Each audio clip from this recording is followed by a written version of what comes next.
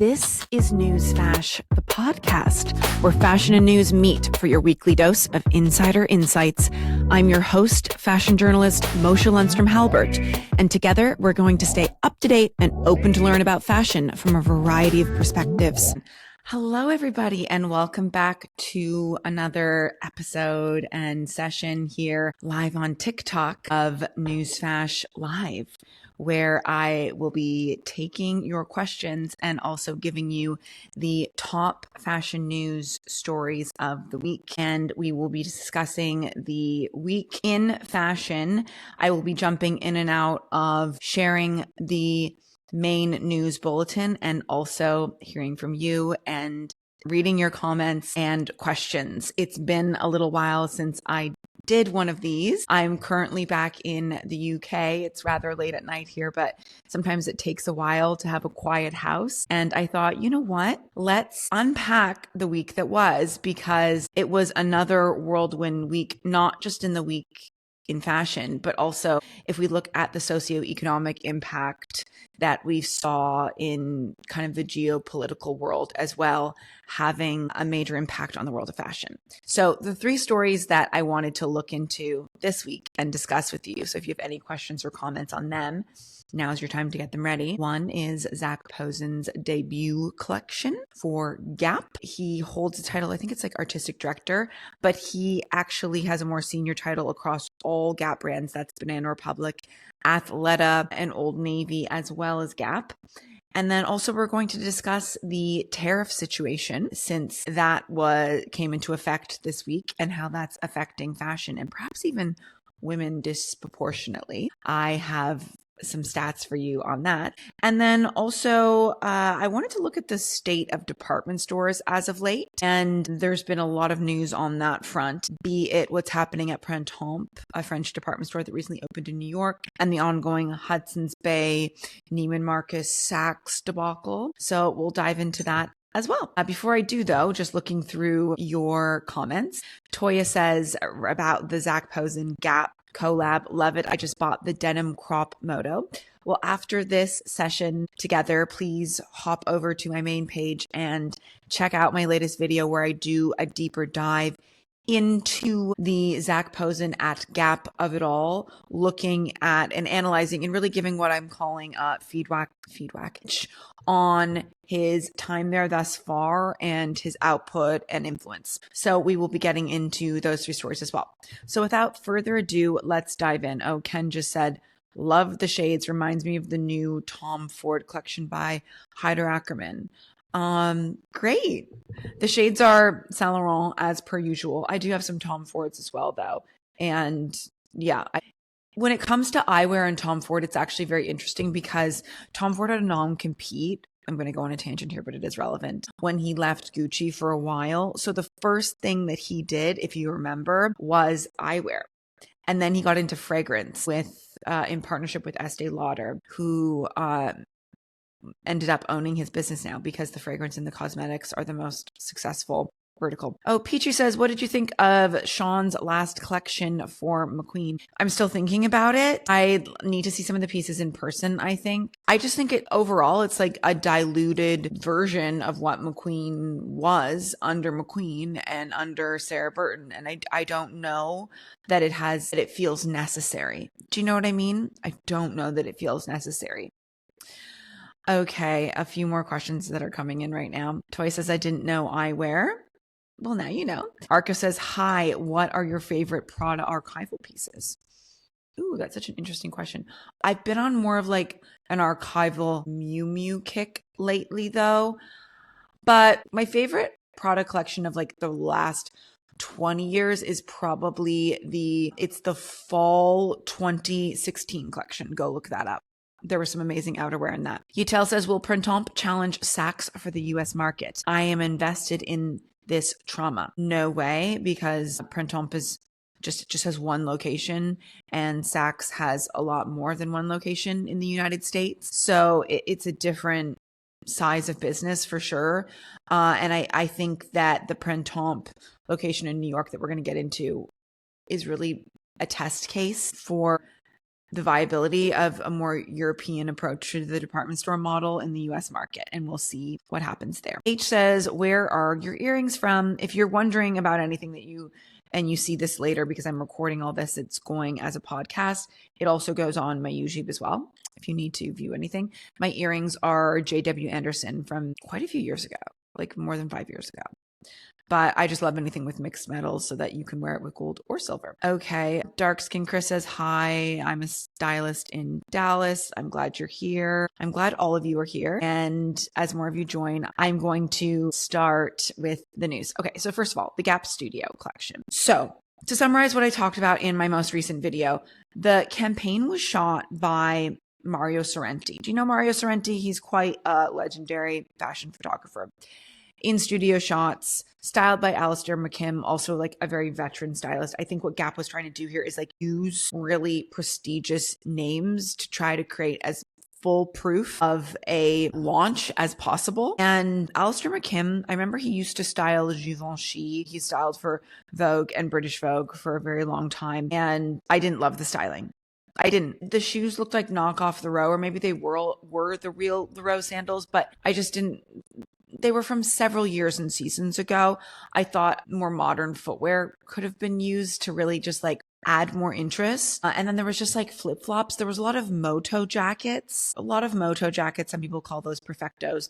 I just think there's so many types of more like leather jackets, although these were like a coated denim, that are currently feeling relevant and desirable, be it bombers, mainly bombers actually in that category, or like trenches, but definitely not motos at the moment. I don't think. Personally, tell me if you love a moto though. And I don't know, I just felt that the collection, it felt a little bit dated, but not in the retro way that I would like it to, like an Indies Gap way, but more just in one of the references I noticed was like a Taylor Swift circa her Shake It Off era with like a lot of bra tops and kind of skatery skirts. But then there was some Zac Posenisms, like there was a lovely pleated trench. There was a full circle denim skirt that was lovely. And there were some really nice dresses that had beautiful sleek necklines that kind of reminded me of these Calvin Klein, which made me go off on a whole tangent, thinking about the Carolyn Bessette Kennedy of it all and what like a nice fashion icon she was of all American style, and how there really should be a place at that price point, the Gap price point, that you can go into and find the type of staples that she was known for. You know,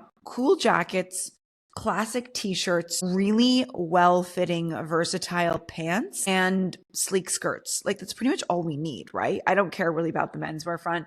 They can figure that out separately. Menswear moves much slower, but from a women's wear assortment perspective, I think that's really what was needed. My favorite parts of the assets that were produced for the campaign were actually not the campaign, this fancy campaign that they probably spent a fortune on, that starred Alex Consani and Anok Yai and Iman Hammam, who were really like the supermodels of our day. I would maybe add Mona Tourgard and Vittoria Soretti to that as really the main players. But, you know, beautiful girls. They looked stunning. My favorite part, though, were the behind the scenes shots that Zac Posen shared on his Instagram. I thought that they made the collection really come to life and look more elevated and less like magazine campaign, which just isn't as relevant in today's day and age, you know? But I think a lot of times, like, there's a lot of antiquated notions that still exist in the fashion industry, and how to launch a campaign and the type of like campaign imagery with the logo and the brand treatment and the hero items that is still prevalent in a lot by a lot of brands today. I just don't know that it was necessarily working or is going to drive people to the stores right now. So I think it was hit and miss. I think there were some nice pieces, but I just don't know that they felt like they belonged in the Gap universe for a lot of intents and purposes. And I also felt like it almost leaned more like in a Reformation direction as opposed to in a Gap direction. Somebody, Yatel says that my jacket is giving, sorry, I'm getting distracted now, Veronica Beard vibes. Yeah, because this almost looks like a dickie. I'm just a little bit chilly and wanting to say cozy. This is just a half sip from barley, actually, with an Anina Bing tweed moment. They match better in real life, but with this bright light on them, they're looking a little bit more high contrast. Oh, KPW says, have you purchased any Sean McQueen pieces yet? Sean McGurr for McQueen. No, I have not.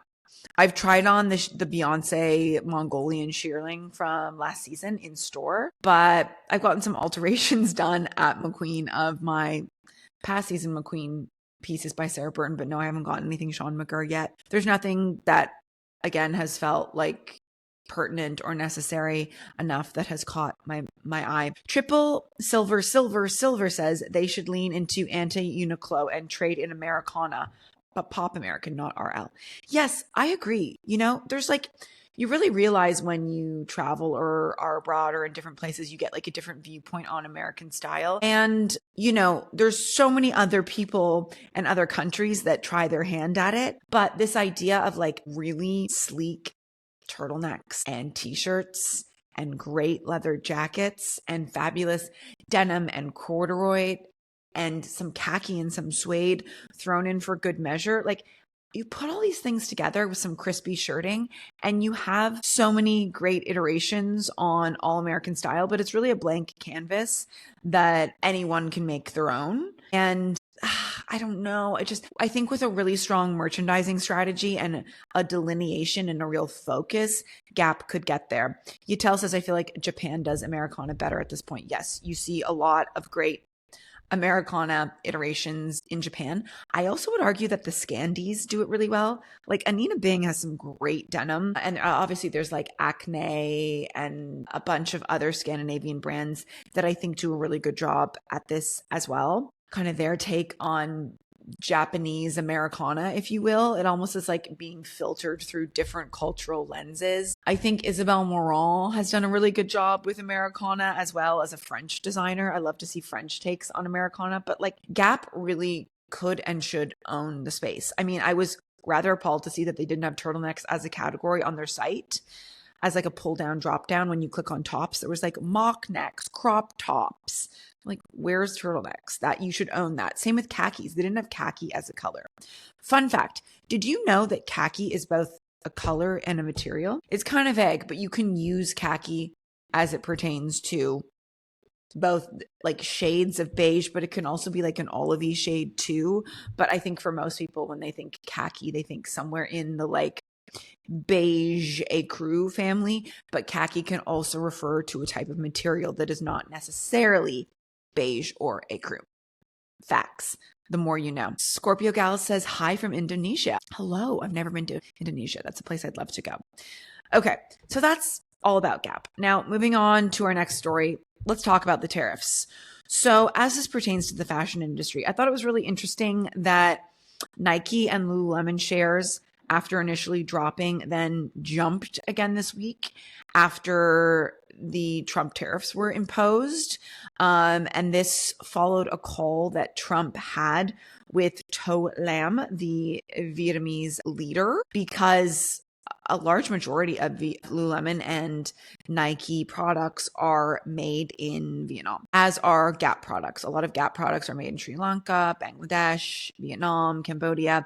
Cambodia is still a bit iffy there because huge tariffs were imposed upon them. But I did think that that was interesting because I think clearly the Trump administration has some awareness to the fact that a large portion of the fashion products that are consumed by American consumers are made in countries like the aforementioned Bangladesh and Vietnam and Sri Lanka, and of course Vietnam, especially for huge players like Nike and Lululemon. And China actually, production in China has become a lot more expensive over the past 5 to 10 years. So oftentimes it's more premium products that are made in China these days.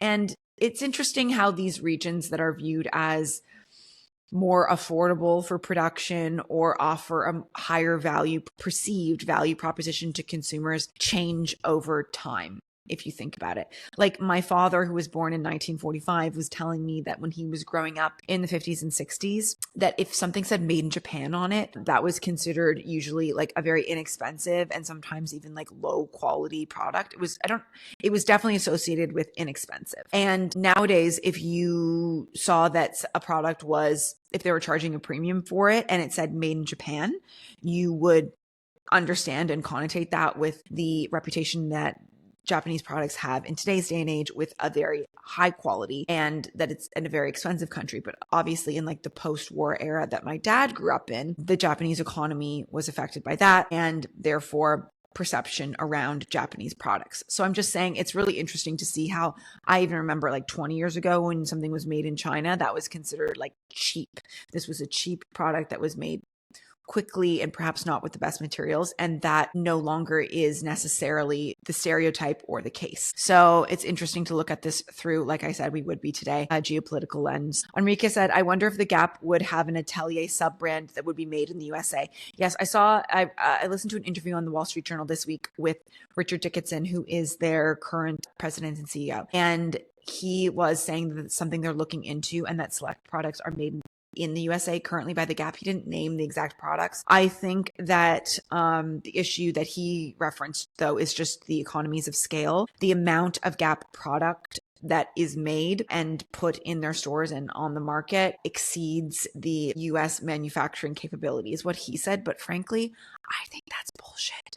I think we need to find more ways to make products in North America for North American consumers, especially given the political climate today and how things are changing under this current administration. If there's anything good that can come of it, I think that's definitely something. But what I did think was really interesting and I learned more about was import tariffs, which I have to confess is not something that I've necessarily been like super knowledgeable on or even fascinated by in the past. But I think we're all getting more invested in what tariffs mean and don't mean these days. So I don't know about you, but I'm trying to bring my knowledge up to snuff as it pertains to tariffs.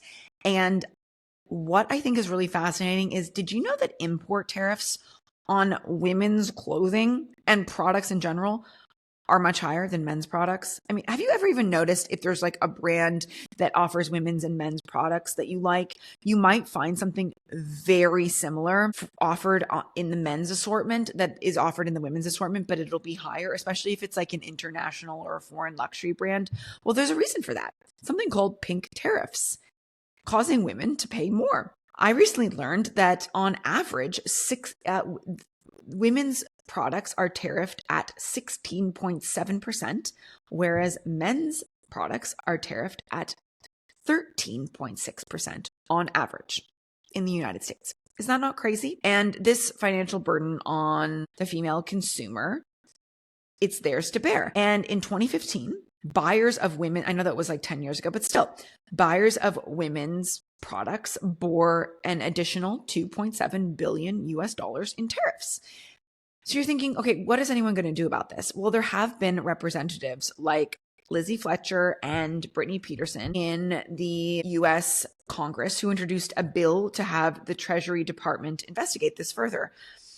Nothing has happened, though. Women are still paying a lot more. You know, we've heard about the pink tax, but I hadn't thought about it as it pertains to how women will be even further impacted given the increase on tariffs under the Trump administration. The pink taxing, says Solvi Bowie. Yes, it's really out of control. Yatel says it's a power move from Trump and not about manufacturing or the economy.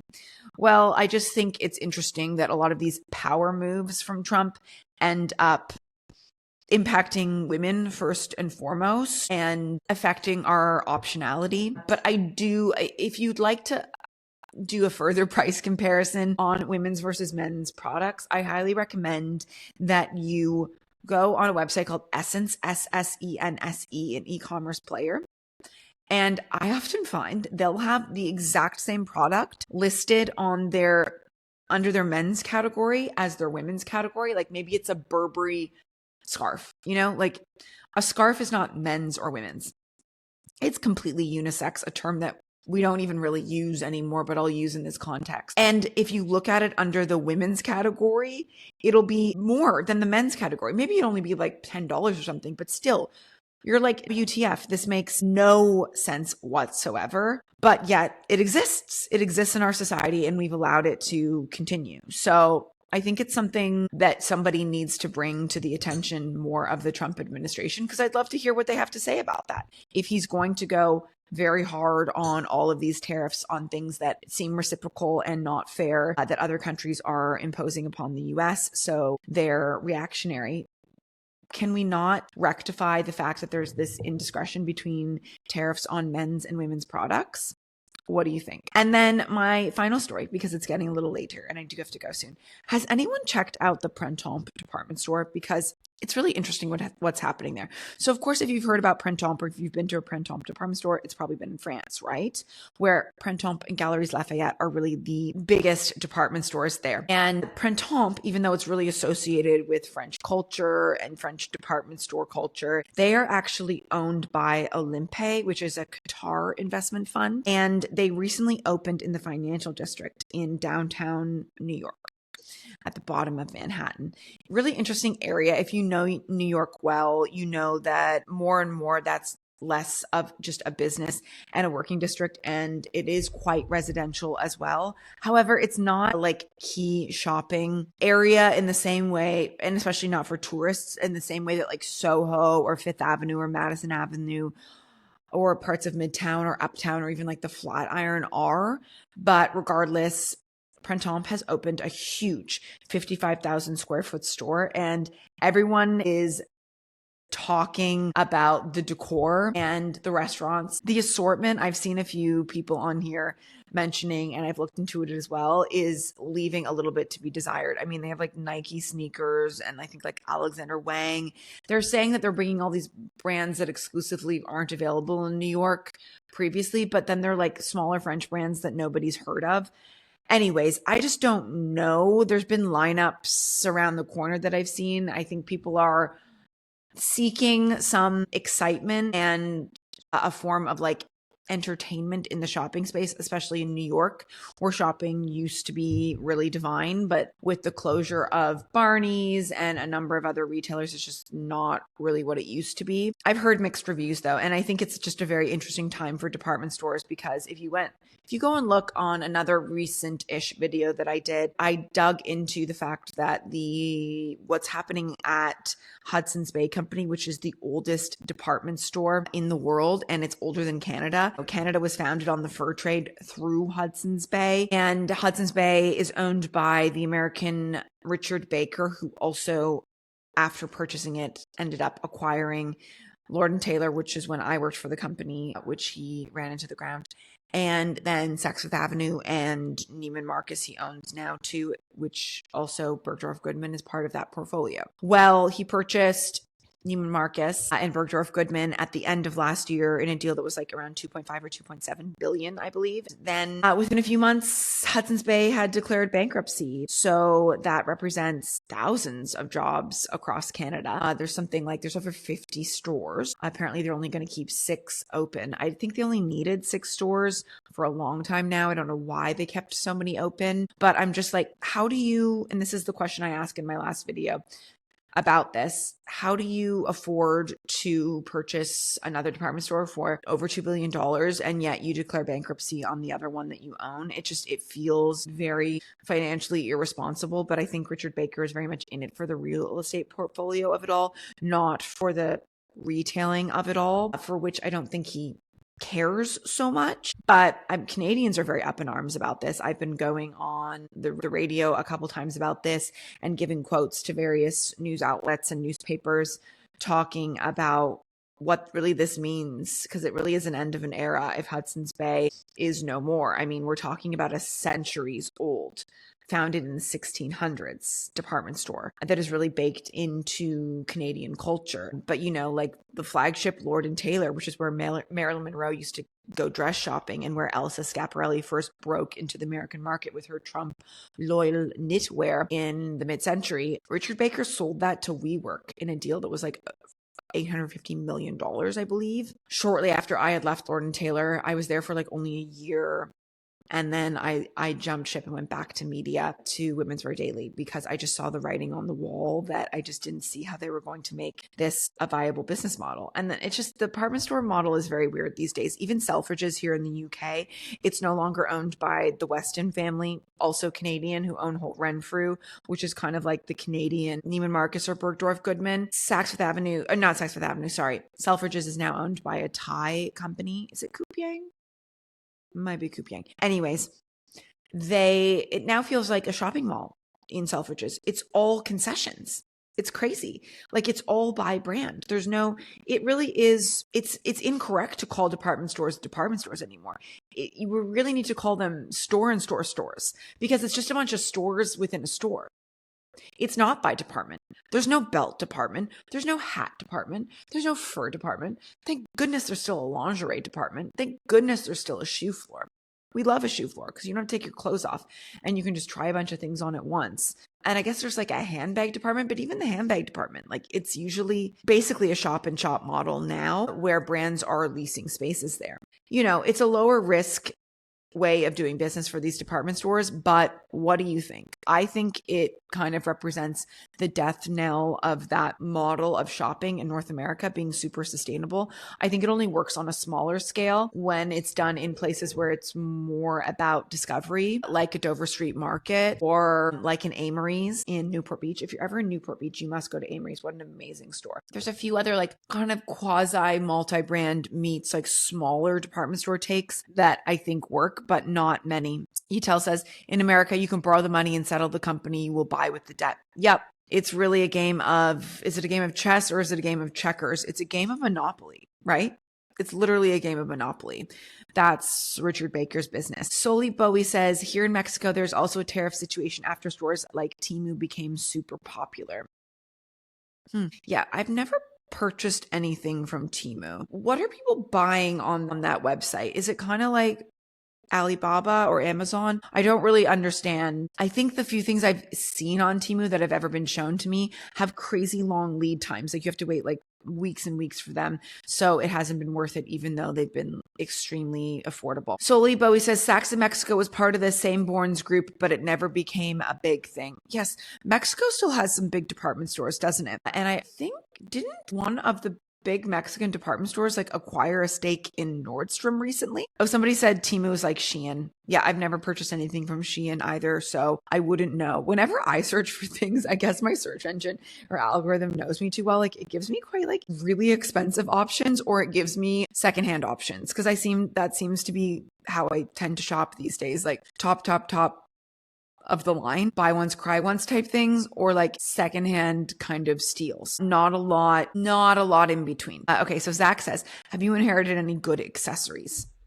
Yes, the best accessory I've inherited is my Tonneau Cartier watch, which I like a lot better than that Bague Noire one that Cartier recently brought back. This was like the first watch that Jacques Cartier did, I think, after the Santos.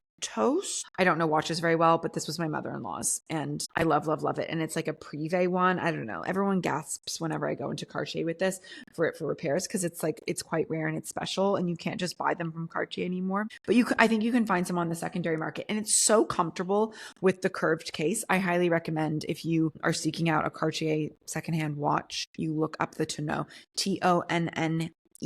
Diamond Rob says, luxury prices are insane at the moment. I'm spending on experiences and updating my yard.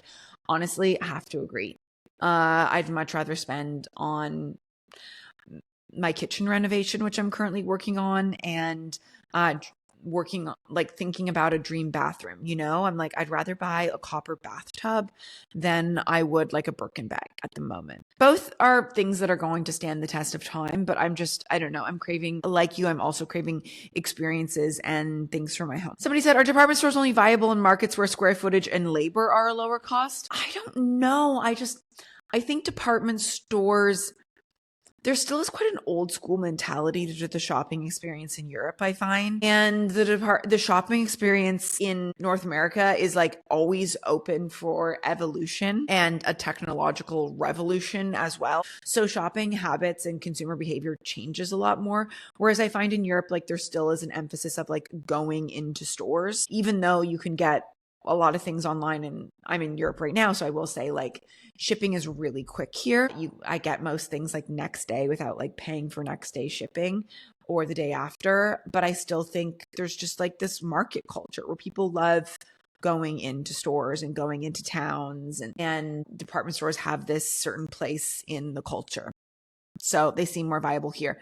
I think maybe the same could be said for parts of like Latin America as well. Solvi says, yes, Liverpool is still going strong. Okay, so Liverpool, thank you for reminding me, is the name of the Mexican department store company, parent company, and also department store that purchased at Nordstrom. Diamond Rob says, your new puppy is adorable, by the way. Yes, Dottie is sleeping right beside me. You can go see earlier videos where she is introduced. And she, Soli also says, Woolworth still exists in Mexico, but there's only a few of them. There is something really nice about like parking, going into one, or walking, going into one store and being able to get up, like just check a bunch of things off of your list. And I think that convenience factor, and then like not being a mall where you're going in and out of shops, is why the department store, there is still a need and a place for the department store. I just think the scale of it has to be right. Like a lot of the Hudson's Bay stores were just way too big. There's a lot of space in Canada, and sometimes I think they make things too big there. There's not that many people in Canada, if you think about it. Like Canada and California have pretty much the same population. NN says, I think it's the beauty of the actual streets and cities in Europe that is the reason too. Yeah, that could be part of it. Number 2 says, which is the best website to shop secondhand then? That is a bit of a tongue twister. Oh, there isn't just one best. In the US, the RealReal is quite hard to beat. I love the RealReal, and they kind of have gamified shopping in a way with their app and with the alerts and with your ability to like items, and then they'll let you know when the price reduces and hold things and put them in your cart, and then you have to check out within a certain amount of time, or then it leaves your cart. I think that whole experience is quite exhilarating for shoppers, even though it's just still like an online, you're not seeing things in stores, but they do have some stores too. I've been into their stores. I've never really found anything there, though. I think the deals and the steals and the really lucky finds are still to be found through digging through their website. I like Vestiaire as well, especially when I'm in Europe. Those are the 2 online sites I use the most. Of course, there's eBay as well. Every now and then you'll find great finds on eBay, but you have to dig.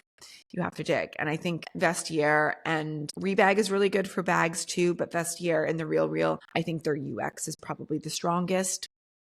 But if anyone else has any suggestions, let me know. Dakota says, Essence is like that too, with dynamic pricing that goes up and down. Yeah, that is wild to me. But also I think part of that is because Essence is a Canadian company. They are out of Montreal.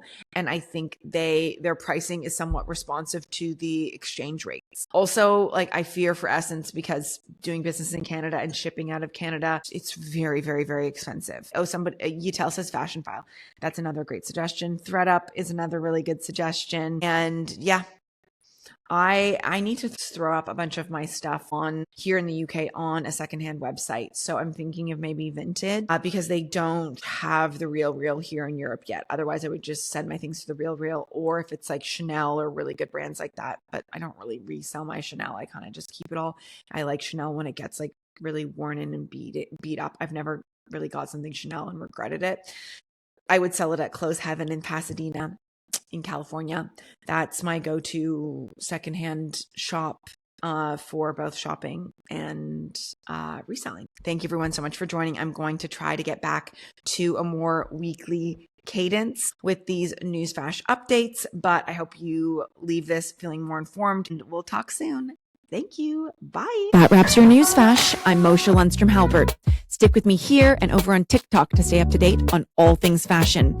If you have any questions or guest suggestions or feedback, please drop us a line at moshe@newsfashmedia.com.